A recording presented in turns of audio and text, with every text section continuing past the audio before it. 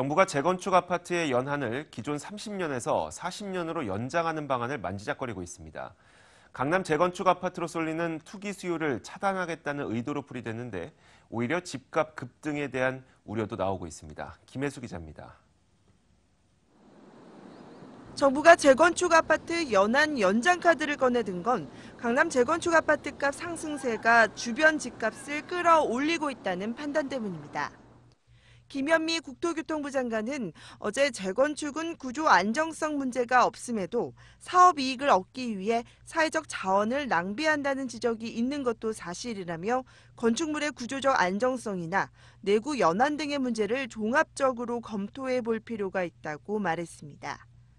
재건축 연한이 다시 40년으로 연장될 경우 당장 준공 후 30년이 넘은 재건축 대상 아파트는 타격이 불가피할 것으로 예상됩니다.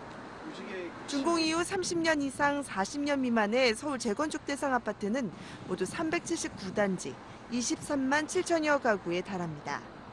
특히 목동과 노원구, 상계동 등 지난 1988년에 준공돼 재건축 기대감이 높았던 단지들의 경우 투자자가 크게 줄어들 가능성이 높습니다.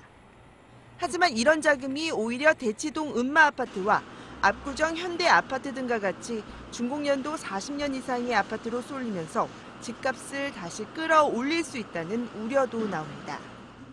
상대적으로 재건축이 확정됐거나 아니면 이미 이제 40년에 도달해 있는 노후 단지들은 상대적으로 재건축 가능성이 더 열리면서 반사이익을 볼 가능성도 있습니다. 일종의 부작용이 나타날 수도 있어서 집값 안정 카드로 가능연한 같은 기본 정비 사업의 원칙을 조정하는 부분은 상당히 좀 신중한 검토 후에 실행해야 될 것으로 보여집니다.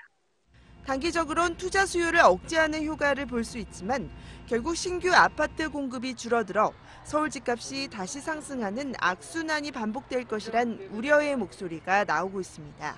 머니투데이 방송 김혜수입니다.